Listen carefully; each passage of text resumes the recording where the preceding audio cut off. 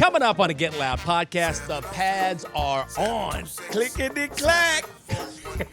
So you're going to talk with Will Harris. We talked to him back during media days, but, man, he's a great listener. I love it. Yeah, a little preview of that secondary. And for those of you wondering, we're going back to releasing the pod every Tuesday. Start your week off with us. Get Loud. And start with us right now. Welcome back to the Get Loud podcast presented by SeatGeek, the official ticketing partner of the Washington Commanders. Find tickets to Commanders games and more at SeatGeek.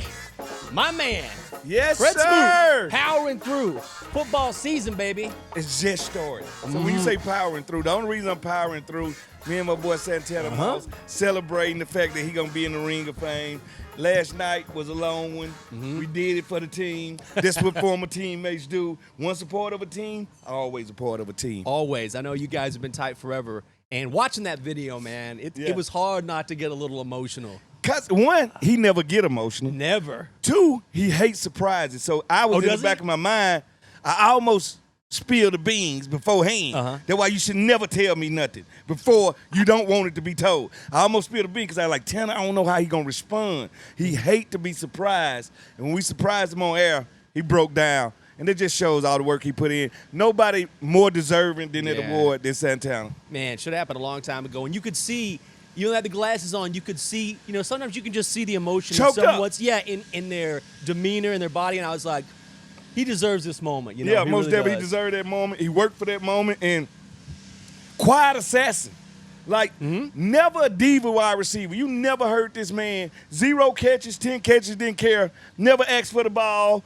Whatever it takes for the team to win, I'm just going to go do my job, and I'll be back Monday. That was his approach. And we always say, just imagine, not a shot against anyone, but if he had a consistent quarterback. No, that's real my talk. God, we all know. We're talking 10,000 yards. He might be at 15. Now we talking Ring of Fame. Then we be talking Hall of Fame. That's right. Like, that's the difference in, and that's why I never want to play wide receiver, because your career is in another man's hand. That's right. You If only you're not good getting as the your football, quarterback. what's the point? You only good as your quarterback. As a corner, I depend on my defensive ends to rush, but the covering part, that's up to me. I mean, Terry McLaurin is a perfect example. I know they still need to work things out, but if you look at early in his career, it's not a coincidence that last year was his best year. Right, because of J.D. The best quarterback. Right. That's how it goes. Like, when you get married. Oh, here we go. You know you got a great relationship when your counterpart is great. Yes. And you are great. That means it's going to be a great marriage. If both people are average, we're looking at a divorce, folks. We're looking at a divorce. It takes two. It always takes two to tangle. Yeah. Like, I'm sorry. And it takes two to be on the same accord, to be on the same rhythm. Like, that's what a good quarterback wide receiver duo is. Not speaking. Right. They can look at each other and check a play. That's when you know you got you some. And like you said, for the first time in Terry's career, last year he had that. Do you remember a time, I'm sure there were plenty of times when you're on the sideline, you're watching the game, and you see Santana do something special, and you're like, damn, that's my guy right there. It never shocked me because we're classmates. Yeah. Like, we were seniors together. We would play ball American together. I watched him all the time, and I know which corners fit him that can check him and that can't. And it ain't a lot that can. So when I would sit on the sideline, I'd be like, oh, he got Talib this week? He's going to run past it. Because I know he's an aggressive corner. Yeah. And I know Tanner is the type corner, wide receiver you cannot be aggressive on. Because he's too fast. He's too quick. His double moves are vicious. And when he starts to run downfield, it ain't too many people that can run with Santana Moss. I was going to ask you, when you think about Santana or other players similar to him, is the key as a corner, is it just checking him at the line of scrimmage and not letting him get a step on you? Well, here's the thing about it. It's a damned if you do, damned if you don't. Okay. Situation. If you go up to press him, he's not just fast, he's quick. Yeah. And usually people that's fast are not quick. Quick is the ability to stop and start. Fast is the ability to get vertical. Yeah. He can do both. So he's scary at the line of scrimmage, meaning he can get out without you touching him. Second, once he gets to running downfield, it ain't too many people that run faster than him. Him and Tyreek Hill, like, these guys have their own type lane when it comes to going vertical. That scares any defensive back. So the best way to do it is probably play him from like 7 yards off. Okay. And force him to catch routes in front of you. Like underneath and then short and tackle. Yeah. Yeah. When you think about the next player in the Ring of Fame, who is someone that would be maybe on your list? All right. This guy's still part of the coaching staff. Oh. Ryan Kerrigan. Oh, that's a good one. I think Ryan That's a good Kerrigan, one. he's the all-time sack leader, right? People forget he was just quiet in his demeanor. The boys Same as Santana. Yep. Same as Santana. So I would say Ryan Kerrigan first, and the next one I think gonna kind of rub people the wrong way. I'm not me. I ain't say me. But Trent Williams. There's no question when he was here, the man was One of the best offensive linemen of all time. And then he left and got better somehow. Well, here go think about it. I think because of the Super Bowl trips in San Francisco, more people going to associate him with the 49ers than they are with us. It's true. But I would say Kerrigan, Trent. Okay. I'm trying to think of anybody in between.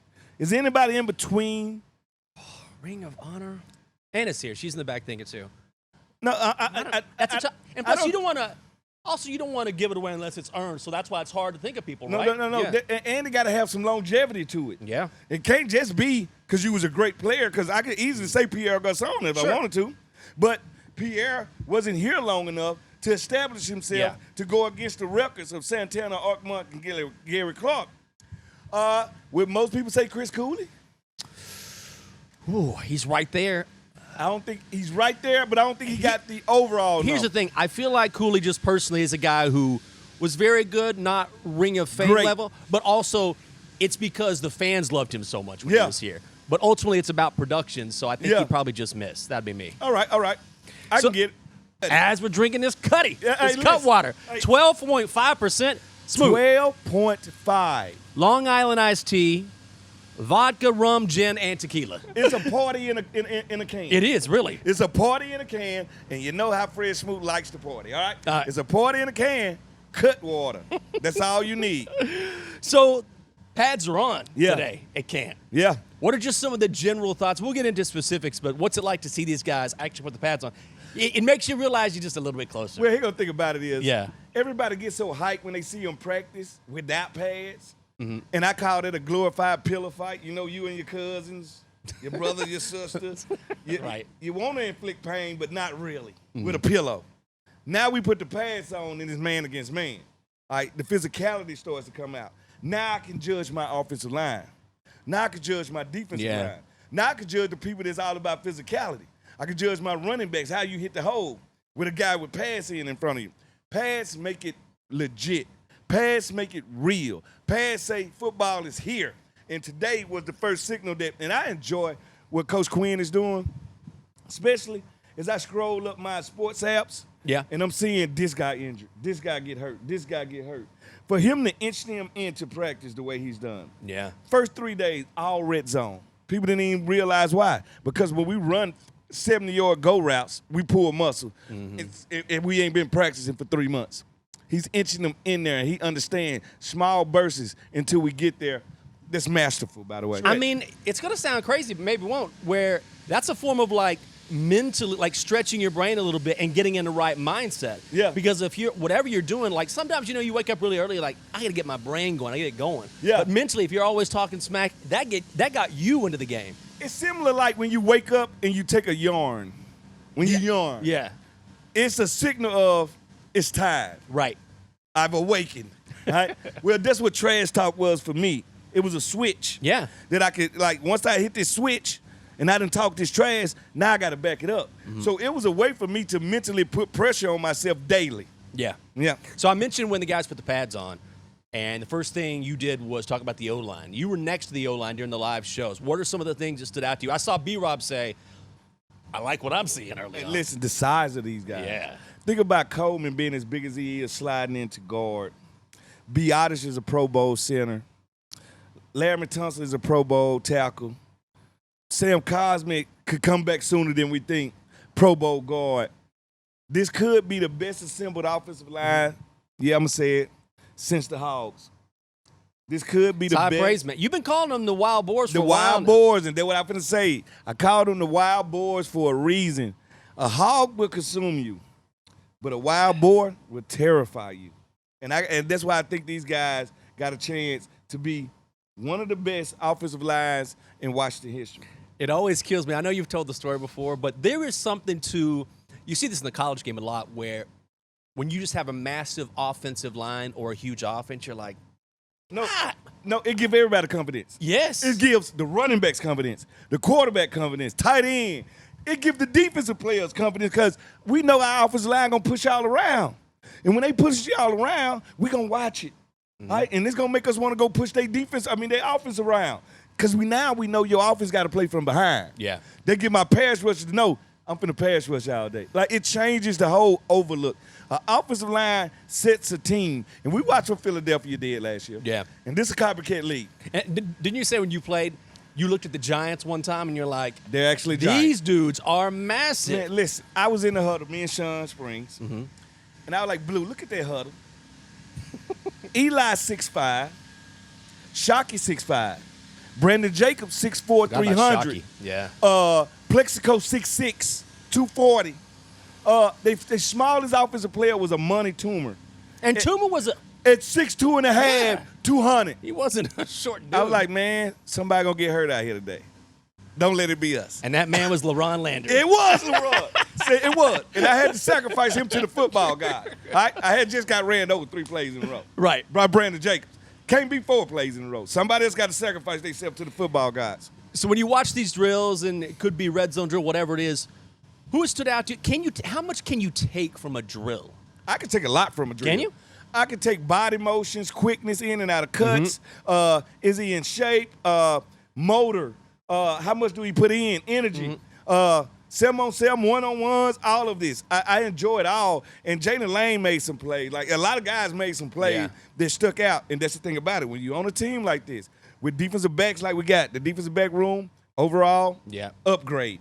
And if you can make some plays on them guys, you can make plays on anybody in this league if you can make plays on those guys. I always feel like motor is the one thing that stands out. And you can work on technique, but if you see a dude that is never taken any false steps, who goes through every single boring drill, it doesn't matter. They're always 100%. You know, you got a football player. Effort is for free. Yes. Even, like, you don't need to be a top-flight athlete to get effort. Like, I was always told this, effort for free. Emotionally, stability in football is for free. Like, do you want to be here? If you want to be here, show people you want to be here. That's why Coach Quinn is so high on energy. Energy is free, all right? Either you ready to emote it or you trying to consume it. Like, I want to let my energy out. I want it to rub people, touch people. It's different. Because when you have that, you can't control necessarily how big you are. You can get in the weight room, how strong you are. But these natural athletic attributes, you are who you are. Yeah. And then it becomes, how much effort am I going to put forth? What am I going to do outside of my God-given talent? Yes. There go the question. Because effort, energy, emotions, that's all you. Like, I used to get to the point sometimes I was so emotionally connected to the game, I would be at home at night just listening to music, closing my eyes, imagine making plays. Like, that means football was my life. It consumed me. And that's what the great athletes do. It consumes you to the point where it's tied to your ever emotions. Like, the worst thing you can do, Jinx, especially as a cornerback in the NFL, let's say I play a 1 o'clock game. Okay. In that 1 o'clock game, we played the Chargers. We won, but I got beat for 2 touchdowns.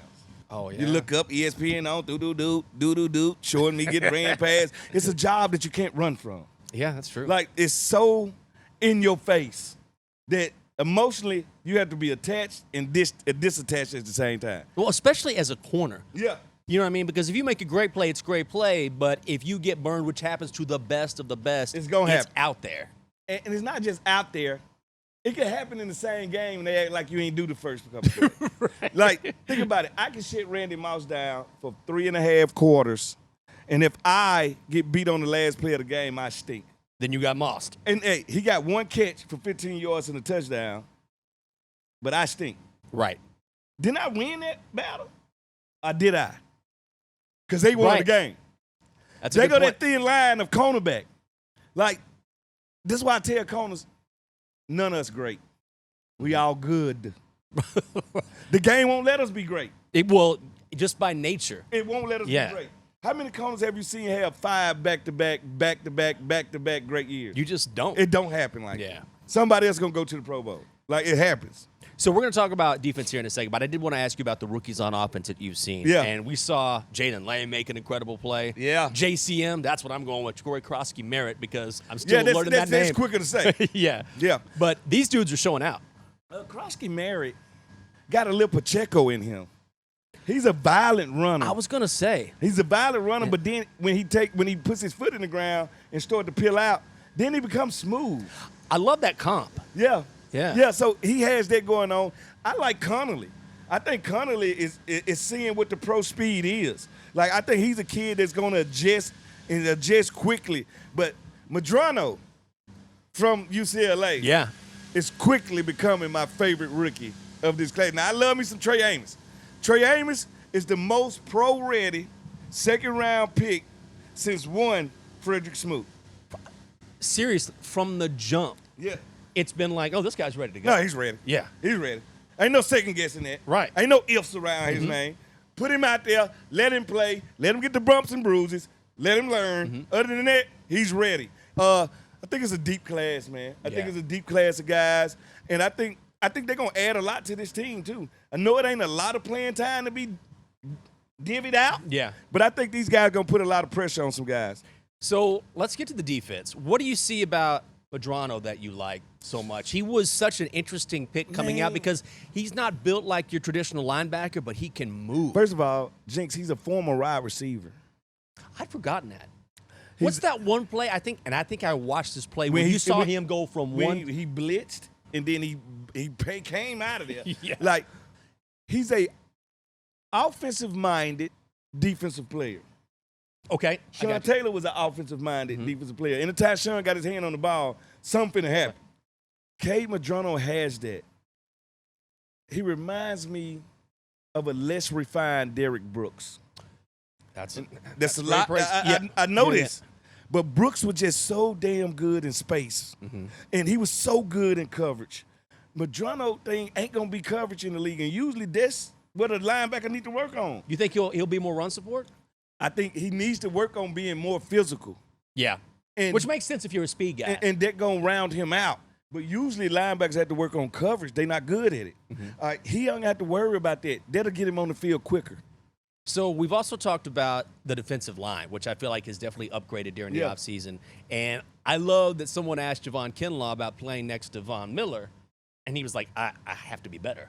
Like, I know because I see how quick his get-off is, which is incredible. Yeah. And it motivates him to want to do the same. What do you see on the D-line? I see some big old dudes. Dietrich Wise, I love Dietrich Wise. I love the size they brought in. And me knowing that they're a rotation D-line. I was just going to say, is that how this D-line potentially wears down other teams? It's that rotation? They are rotation. They was rotation last year. They rotation this year. And they just bigger. If I tell you, Jazon Newton and Payne are the smallest D-line we got, your D-line is pretty big. Your D-line is pretty big, Jinx. Yeah. They are our smallest defensive linemen. They went up there and they got immovable objects to keep the linebackers, Wagner and Louvu, clean. And you got the guys that you want.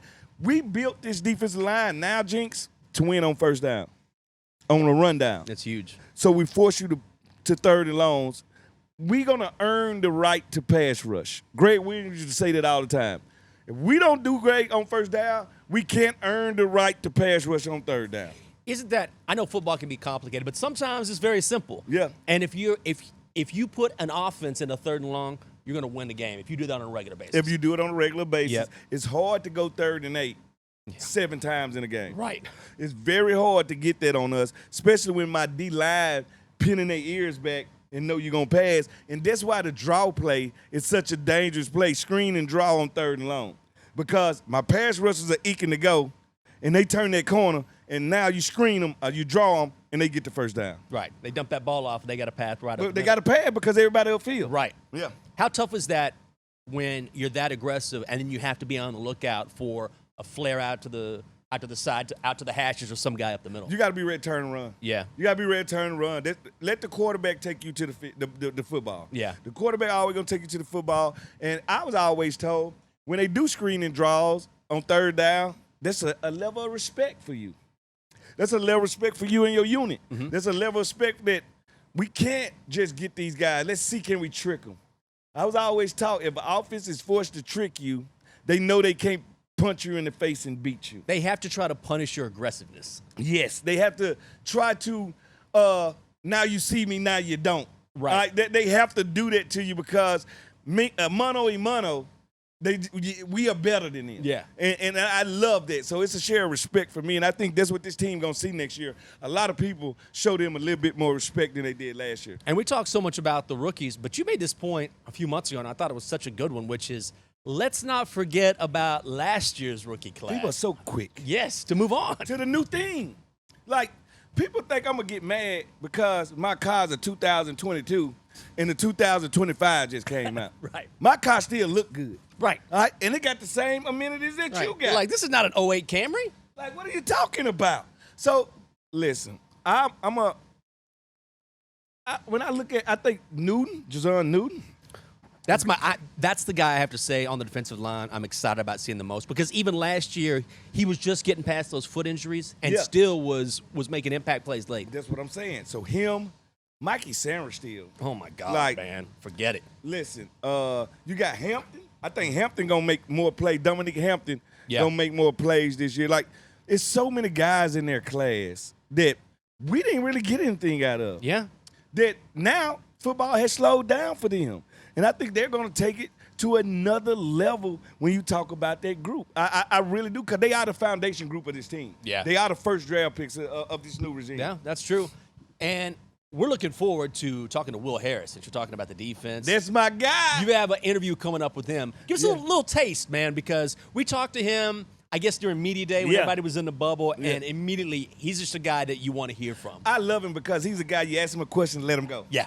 Like, he's a racehorse. Let him go. Plus, his Mississippi background make us brethren. His daddy is pure Mississippi. His daddy went to Mississippi State. So he got dog in him. We did an x-ray on Real Harris the other day. In his chest was a dog head. Dog in him. All right. And you know what a bulldog is made? And the doctor said, leave it there. Just leave it there. And you know what a bulldog is genetically bred for? To take down bulls. Oh, God. Smooth. We're going to see what the burnt orange and white going to do for the SEC. So far, y'all let us down. Nobody wants to tell y'all, horns down. Nobody wants to tell you, it's our year, horns up. Got that stench off. Full SEC. We'll see, man. We'll see. Yeah, we'll see what happens. Okay, so what have you seen when it comes to training? Let's do superlatives, right? All right. All right, so I'm going to give you just a name or an idea, and you tell me who this player is. Who's the trailblazer, the one player that's showing out? Trailblazer. Could be a rookie, maybe be a vet. Who is showing out? I would say the trailblazer has been JD5. Okay. Jedi 5. I think he's picking up where he left off last year. He's to be a trailblazer is to change the narrative. Yeah. He is changing the narrative. Right now we had ESPN here yesterday. We are a destination. We are the cool kids right now. And feels good, doesn't it? It feels so good. It feels so and we're good. the cool kids because of JD5. He's the trailblazer. He's sending us to a new generation of Commanders football that we haven't had since B. Mitch, the Hogs, and championship football, that 91 team, the best football team of all time. Now we have a quarterback that can take us there. Trailblazers, Jedi 5, a.k.a. the Force Multiplier. May the Force be with you. I might go with Sanders still. I mean, that's an All right. It's an easy pick, but, man, I remember last year, and you never know, like, prognostications are hard to make, but a buddy of mine on Instagram was like, okay, you're out there at Ashburn, tell me a jersey to get. I was like, get Mikey Sanders still. Yeah. And it took a few weeks. Yeah. And then at the end of the season, he was like, you were right about him. I was like, which is not hard because a lot of people were right about him. Oh, my God. Hey, when Nick Saban get on TV during the draft and say, pound for pound, this is the best player in the draft. Right. You might want to listen. Well, and also you talk about changing the narrative. Look, the secondary had some issues, but now with the talent they have back there, and we saw Sanders still do this against the Lions, for example. Yeah. And now we get a healthy Marshawn Lattimore. You talk about changing narratives, that could change in a big way. No, and he's going to go back to a position he's very comfortable in, and that's inside at the nickel. And that man, when people play at their right position, they're just like Coleman. Coleman did a damn good job at tackle last year, but he can do a Pro Bowl great job at guard. Like, so when people get in their right position and slot, that changes everything. Okay, here's one for you. Who's the fire starter? The most motivating. Credit to Anna, by the way. These are great descriptions. Yeah, great question. Shout out to Anna. Yeah. Give her a shout out in the comments. Getting it done. Who's the fire starter, the most motivating? Frankie Lou. Oh, there it is. Yeah. There go my fire starter. There go my gasoline is what I call him. Okay. You put gasoline on anything, like my mom and them said when they used to go out and party. Let the roof burn, all right? Because Frankie Louvu is energy in a bottle. I used to be that all the time on that field. When the presence alone ignites you. He's ready to go from 5 in the morning to 5 at night. Like, he's just ready to go. And he's a guy that they look for that. Yeah. They need that for that. Like, who is your fire starter? God, that's such a good one. I stole your fire? Sometimes you just got to say, hey, you're right about Well, that. do you want to know who my 1B is? Yeah. Debo Samuels. Okay, now why is it? Because here's the thing. With Frankie, when he puts on that paint, that war paint, and you see him dancing around, it's like, imagine that dude. And one thing I love about Louvu, you talk about a dude that does not ever take a step off a playoff. He comes at you all game long. But what have you seen from Debo here? Close your eyes. New York Giants, first game of the year. Okay. Music playing. The Giants already been introduced. Now they about to introduce your 2025 Commanders. Here goes Larry Thompson walking out the tunnel. Beside him is one Debo Samuels boombox on the side. That image, that intimidation, that crunkness. Oh, yeah. Fire starter. I'm glad to see the boombox coming back, by the way. Because I lived through the era when they actually did carry a boombox. But we needed it. Well, you had to have it. It's like, I don't have a phone. If I want to listen to my music. Your phone is your boombox. Right. It's like, I got to have my boombox with me. No. We are old people. I know. They're just like Anna. If she seen like a phone booth, she would not know what that is. Like, Anna would be like, what is that? What is? Is it a time capsule? Like, what is it? If I get in there, am I going back to 1935? Like what is it? Right. Like, that's the crazy things about it. Like our grandmama went to the front of their car and cranked it in the front. Like, we don't know anything about it. I will say, like, when I see a phone booth now, which is rare, I'll stop for a second and be like, look at that. When I go to Europe. Still a couple hanging around, huh? Yeah, when I go to Europe. It's yes. always phone booths everywhere. They probably don't work. Right. But they haven't took them down. So I always take a nostalgic picture with it. Yeah. And it shows our age. All right. House phone. Who is the enforcer, the hunter, when it comes to watching camp? Someone who is being the most aggressive. Louvu's a good call, but someone who is very aggressive in how they're approaching camp, how they're approaching their particular position. It's easy for me to go Yellow Jacket, Bobby Wagner. That's a good one. And say he's the Daniel Boone Award winner of the year. Daniel Boone. All right? But I'm going to go with somebody David different. Crockett. I'm going to go with Huckleberry Finn. Okay. I'm going to go with a.k.a. Javon Kinlaw. Oh, okay. Because I think Kinlaw wanted to show the lead. Like, I think he want to prove more than just to his teammates. He has something to prove, and also he's feeling the love here back in the DMV, He's feeling the love in the DMV. Yeah. And he's a huge man. I don't know if you've been beside him, Jinx. I have not been next to him, but having watched him, I mean, it's one impressive. of these things where you like, and you just keep looking up. Like, yeah. That's one of them things. Just huge man. Not fat. Yeah. Huge. And I think he got a violent streak in him. And that's how I like my D-line. That's how you want your lineman. A mean streak. I need him to be teddy bears on Sundays when they at church. Yeah. But on the field, I need you to turn to Teddy Ruxpin. Right? I need you to be a little bit different. You don't remember Teddy Ruxpin? I do remember. That's why I'm laughing. I know Teddy Ruxpin. Anna, do you remember Teddy Ruxpin? No way. Anna's like, put Teddy Ruxpin in a phone booth, Anna's mind. She don't know what to do. Yeah. Like, what's going on? And that used to be the it toy. It did. There was a couple years there. Teddy Ruxpin was white hot. Listen, I had cousins that didn't get no Teddy Ruxpin talking about if I don't get in there next Christmas, I'm running away. I like Teddy Ruxpin can't be that serious. Right? You can't run away like that. Not from Teddy Ruxpin. Not from Teddy Ruxpin. Who is the camper? I like we're talking about camp. Like the camper, but the player who's doing the most, which can be relative to a lot of different things. And when you say doing the most, are we talking about making the most plays? I would say being the most prepared. Like, who is every time you see this person maxing out his opportunities? I think it's my new player, my player crush, Tyler Owens. You've been sneaky talking about him for a while. Listen, he's a job stealer. You know when you got a homeboy that you know, like, man, if I stop dating my girl, he gonna date her. That's him? Yeah. you know what? You know what I'm saying? Yeah. Like, it's this dude He might take what I have because of who he is, what he's doing. Like in football, when I say it to the football player, they're like, yeah, it's always this dude that's lurking that we know if I let this dude play, he gonna take my job. Like, I cannot let him play. Like, that's the thing. I got to stay healthy, and I got to play to a level, because if this dude ever hit the field, he gonna be a starter and might be a star. And that's what I'm getting from Tyler Owens, that his athletic profile through the roof, his physical traits through the roof, his physicality through the roof, his ball skills through the roof. If the man touched the field, somebody gonna lose a job. That's all I'm saying. He's one of those threats. It's like being a part of a group. It's like being part of New Edition. Oh, okay.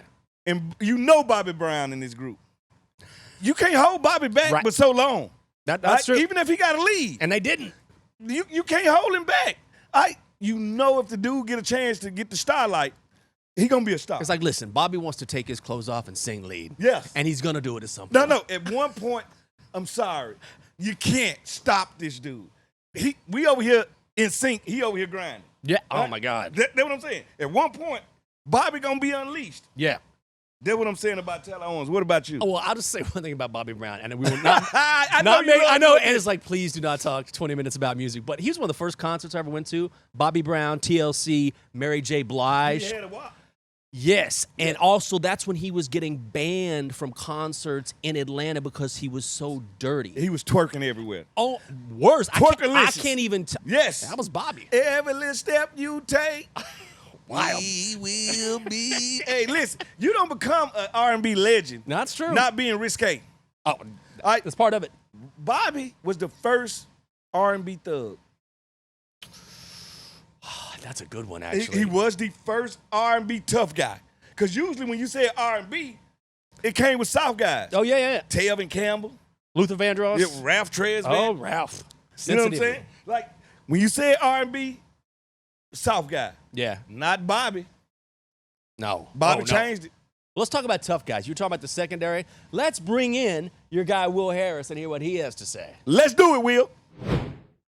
I'm sitting here with my guy, Will Harris. Hey, training camp, we in the midst, we in the belly of the beast right now, Will. That's right. Tell me right now your first impressions of being in Virginia, your first impressions of the Washington fan base, your first impressions of your first training camp in Washington. Man, I tell you what, like we sitting out here right now, surrounded by thousands of of fans. Yeah, man, it's different, right? It's crazy. Yeah, it's wild out here, man. And I tell you what, that's a credit to this culture of this team. That's a credit to the standard that they have, within this building and the whole organization. Yeah. You see these fans, man, these passionate fans coming out here supporting, showing love. Keep it lit at practice. Yeah. Keep everything extra competitive at practice. You know what I'm saying? Yeah. And so just to have this type of atmosphere out here is amazing. It shows the support. It shows that we're all on the same team as far as players, coaches, front office, fans. Everybody on the same page. Can't do it without them. So it's an amazing atmosphere out here, man, and it's something, to be honest, something that I have yet to see before. How is this different from New Orleans? Like, I'm from the South, so I understand. But this is one of the oldest franchises, one of the biggest fan bases in the NFL. Right. How does it feel different to you? Right. I mean, like you said, the tradition here goes so far back. Yeah. You know what I mean? It's people that's been generations on generations of generations born into this franchise. Yeah. And when you have that type of setting, when you have that type of culture, especially with how we've been building here and our trajectory here, man, it's exciting. Yeah. It's exciting. The fans are excited. We're excited because we get to come out here. And you came at a year that you reached the all-time high in excitement. You know what I'm saying? 100%. Coming off of last year, this 100%. fan base is being reawoken. Right. Yeah. 100%. And like I said, man, generations and generations of Washington fans. Yeah. And you can see it out here today. Every day that we open them gates, they flooded in here. They beating some of us to work. They're gonna beat you to work. You get used to that with this fan base, man. Very intelligent fan base, 100%. very aggressive, and very passionate fan base. Now I gotta ask you this, because Joe Witt, to me, always had, and Coach Quinn too, because he started out, he cut his teeth on the defensive side of the ball. No doubt. I think it's a defensive back-friendly defense. How has it been in your learning curve of learning this defense with Coach Witt, and how different is it than the defense that you played in New Orleans? I mean, it's been amazing. It's been amazing. You got, I mean, it's just as far as just coaching alone, man, just so many different like wealths of knowledge here. Yeah. You know, I could lean on Coach Witt. You know what I'm saying? I could lean on all my DB coaches. You know, Coach TD. You know, Coach Simo. You know, we had Coach West. Yeah. Coach West in the building, kind of giving us that perspective. You know, he's done it at Wes Welker. He's done it at a high level for a long time. He's a lot of brain trust in there. He's in the DB room. He's giving us those perspectives as someone who, you know, went against DBs. That's who I had to go against. I had to go against West. You know what I'm saying? So having resources like that, being able to lean on him and be like, hey, man, like, how do you see this? If you was going against me, how would you attack me? Yeah. You know what I'm saying? Having a resource like that in the building, in the DB room, that's invaluable. And so, you know, the system, man, is super fun. Obviously playing, you know, with great players left and right. You know what I'm saying? You got great players who've been playing at a high level for a long time on this defense. And so it's just iron sharpens iron. And, you know, it's inspiring. It's tremendously humbling to come out here and lace it up with these guys. So, I was always one of them players, like, as a veteran, I used to come to training camp and I used to always just keep my eyes on the swivel because I want to find the next player. Like, like to me, I'm a big Tyler Owens fan. Like, I just think he has that it factor. You know what I'm saying? Yeah. Like, I enjoy him, and I think he's a guy that's gonna take a major step. 100%. Is it anybody on the team right now that you looked at and say, well, you know, I knew he was good, but I didn't know he was this good. I don't care if it's special teams, offense, defense. Well, to be honest, man, the locker room, the locker room is full. To no surprise, you know, this is my answer, but the locker room is full of them. Yeah. You know what I'm saying? I look around and I see guys like Revo. Yeah. You know what I'm saying? Revo, that boy. I love Revo. And if you've been in the league, especially, I mean, this is year 7 for me, you know about Revo. Yeah, you know about Revo. He's stamped in the league. But just seeing how he worked in the building, seeing how he worked out on the grass, man, is crazy. You know what I'm saying? Man, it's all up and down the roster. You see how guys work. And that's another resource that each player in here can use, is kind of looking and seeing, kind of looking down the line. How does Von Miller work? How does he attack the game? How does Bobby attack the game? How does, you know, Oos attack the game? Yeah. You know what I mean? And so just, you know, looking at, like, me and Quan, you know what I'm saying? Yeah. How, you know, looking at him and, you know, coming off the year he had last year, how are some of the things that, what are some of the things that he works on from day-to-day basis? And so it's good because we all get to kind of feed off one another, and all of us have, you know, different traits, different skill sets. Different skill sets, like you mentioned, T.O. Yeah. Man, T.O. is a beast. Yeah. You know what I'm saying? To have somebody that, you know what I'm saying, that big, moving that fast, you know what I'm saying? Listen, that skill athletic, set. you know Man, what I'm that's saying? crazy, and, right? And physical, I'm telling you, man, it's crazy. So you could kind of take away things from each one of these players, you know, in the locker room, kind of pick their brains a little bit. Yeah, So it's a cool feeling. Everything before when the pads get on, I call a pillow fight. Anybody can win a pillow fight. You don't need to be tough to win no pillow fight. But now that the pads on, right? No. You know, they weigh a little bit more. That's They right. get a little bit hotter. That's right. We start to hit each other a little bit more. How has it felt to have the pads back on at this time of year? Man, well, you know, that's real football. Yeah, you know that's where the football get played you know, at. And so that's kind of my deal is, you know, once we put on the pads, now we rolling. Now we I know playing we got football. We rolling. I know we got the acclimation periods and, you know, little things that we got to do, scientifically to make sure the body is ready to go and geared up and acclimated. But once you put the pads on, once you strap the pads on, man, it's a different mentality though. Oh, That's what sure. I'm saying. Like, For sure. as DB, they think we like to run around and just, you know, this. yeah. But when I put the pads on, that made me ready to go, man. First of all, 100%. Will, man, I love to have you on the show, man. Thank you for coming, getting loud with us, man. Hey, I think it's a great season waiting on you, brother. My dog, I appreciate you so Always, much. brother. Hey, always a pleasure, man. Always, brother. Always Thank you, a man. pleasure. Love hearing from that guy. You cannot hear from a guy like that enough. And before I get your reaction, I got to remind you, this summer, SeatGeek, our good friends at SeatGeek have your ticket to the best live concerts in the DMV area. At Northwest Stadium, they make it so easy to catch world-conquering tours and high-wattage performances from your favorite artists all summer long. They have the best seat, your seat for an unforgettable summer. From rock royalty to rap superstars, Army to country, find it all on SeatGeek, the official ticketing partner of Northwest Stadium. Summer concert season is underway with SeatGeek. I know you love talking to Will. He's so great. Listen, I love to talk to him. he got that Mississippi spirit just coming out of his pores. All right? It makes me feel at home. It's my safe space. I'm just telling you, it's my safe space. It's like when a Southerner moves to the North and they out somewhere and they hear another Southern dialect. Oh, and they just turn around. You the same way, Jinx. Last week, Yeah. I was in a bar with my friend afternoon. We were going down to the City Open. Yeah. We were having a couple drinks before we went down to the City Open. And I said something about the Texas football season. And the girl behind the bar goes, I'm sorry, I went to Georgia. Are you excited about football? And I was like, I am excited about football. And immediately we started talking about it. It's something that just, you put down all your guards. Yeah, she was like, I'm sorry to interrupt. I was like, no, we can talk football. Listen, I enjoyed it. And I know you're not a big movie buff, but I watched Happy Gilmore 2 last night. So did I. What did you think? I thought it was good. Yeah. And I know people going to give it flack because nothing can beat the original. Correct. All right? I thought him and Shooter McGavin was going to be more of rivals than they were. Yeah. I mean, here's the thing. I was like, I don't think it's a great movie, but it's a good feel-good. If you want to, I can't even count the number of celebrities, golfers, whatever. No. You'll lose count. I was shocked how good the golfers was acting. Yeah, that's true. Scheffler was good.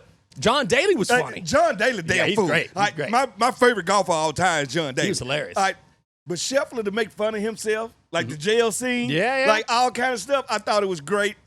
Happy Gilmore 5 kids are idiots. I enjoyed them. Yep. I had fun with it. That because I don't take it too serious. Like I ain't got no bar set. But it'll just be a fun trip down like nostalgia lane. Nostalgia right? lane, Yeah. yes. And I like how they kind of mocked the new golf going against old golf. Yeah. Like, so I thought the premise was good, but boy, it was star-studded. Like, it was star-studded. There's like 56 cameos in it. I saw a TikTok on that. Everybody. It's somebody from every sport. Yes.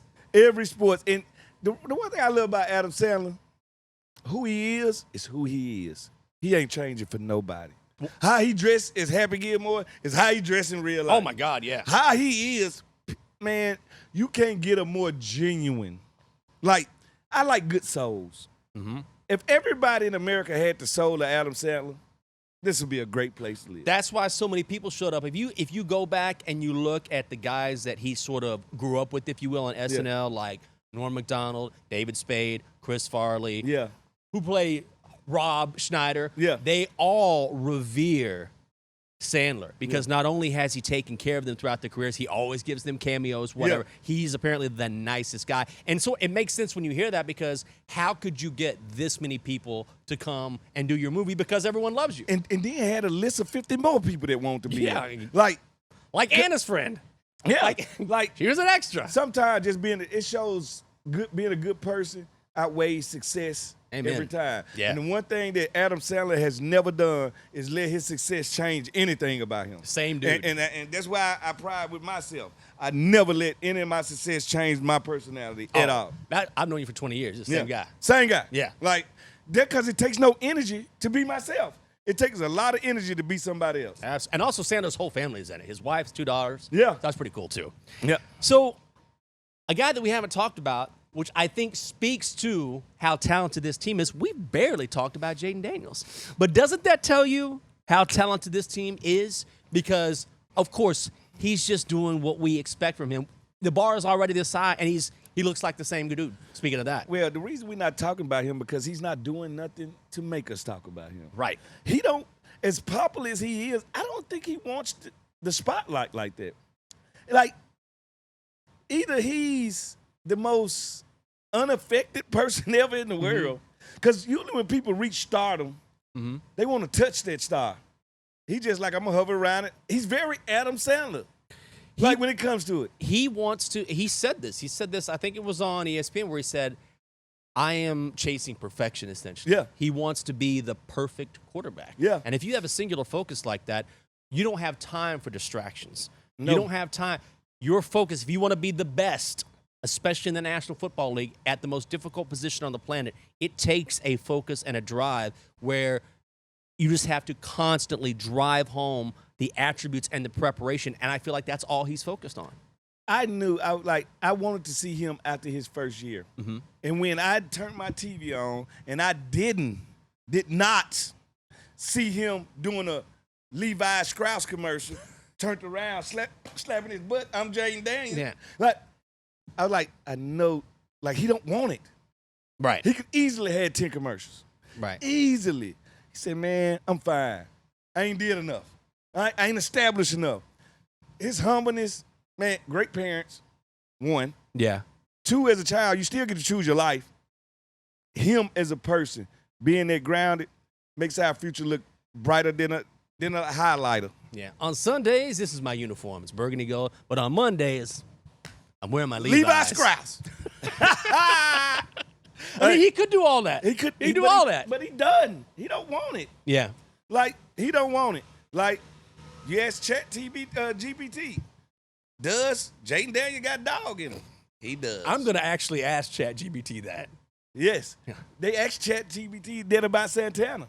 And they was like, oh, yes, literally and figurative. Yes, he does have dog in him, if you mean in term of is he tough?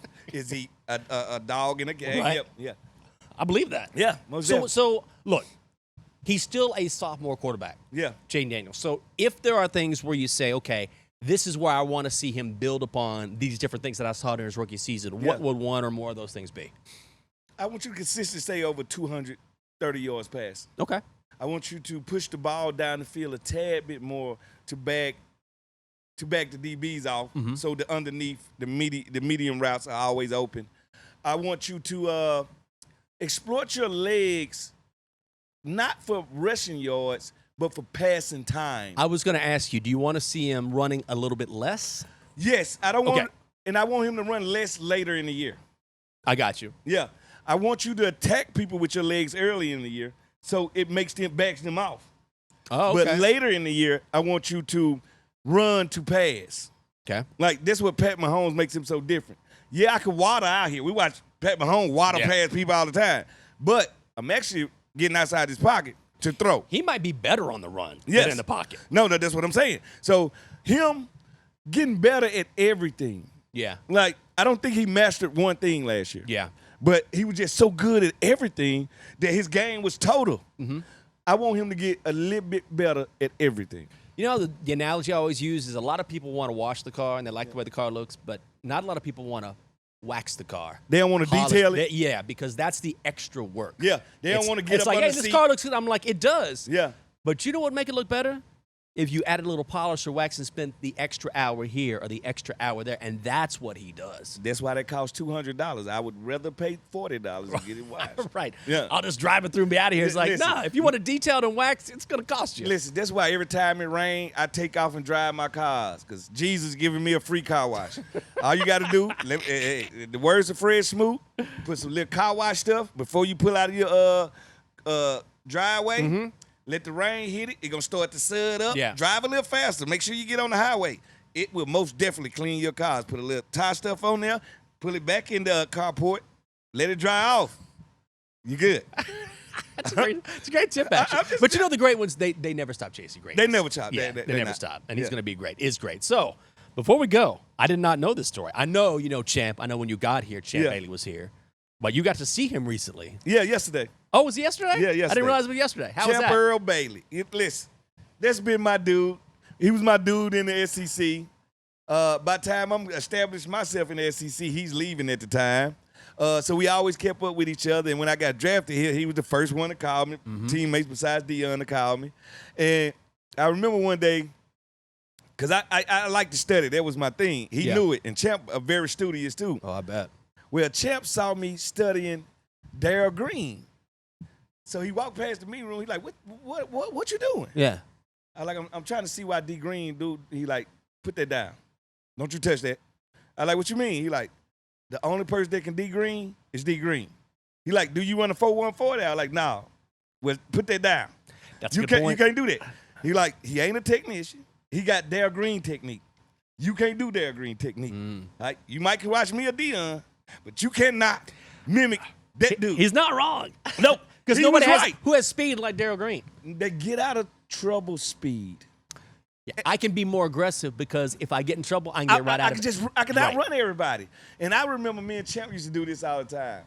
We would sit in meetings and draw up plays to see who can my plays beat your defense.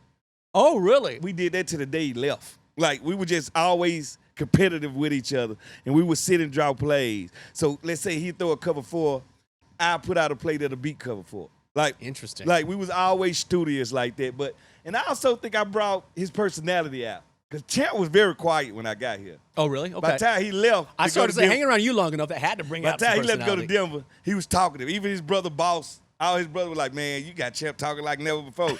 So I like to think I brought out his personality in him a little bit. Mm-hmm. And he one of the people that, which I have made a couple of people Hall of Fame speeches. I was part of his Hall of Fame speech. He thanked me in his Hall of Fame speech. Great. I think I was in Bruce Smith's too, and D. Green. I'm doing pretty That's good. That's 3? Ain't it? Yeah. That's more than most everybody, man. Yeah. That's pretty good. That's it for the Get Loud podcast. That's Fred Smoot. We got Anna, always holding us together. And don't forget, we have can I promote this? Sorry. Yeah, we have a new, coming up on August 29th. Yeah. We're going to have a live pod. Is that right? On a Friday? At Duffy's. Yes. Yeah. Yes, we back in the city, baby. We're going to make it happen. We're going to have some fun. Ain't nothing fun like some live action, you know. It's good to watch us on the podcast. It's good to watch it, but to come see us, that's different. Duffy's, Capitol Hill, August 29th. Circle your calendar. Come out and see us. And, also, before we go, the pod's going to start coming out every Tuesday now. Again. This is where we used to be at. Yeah, so now that's kind of where we were before. We're going back in time because it was Anna's fault that moved us later in the week, all right? All right, we back. Going back to Tuesdays with the pod being released. Thanks for being with us, the entire crew. We'll see you next week. The views and opinions expressed by our podcast guests and or hosts are their own and do not necessarily reflect the views or positions of the Washington Commanders or any of their representatives.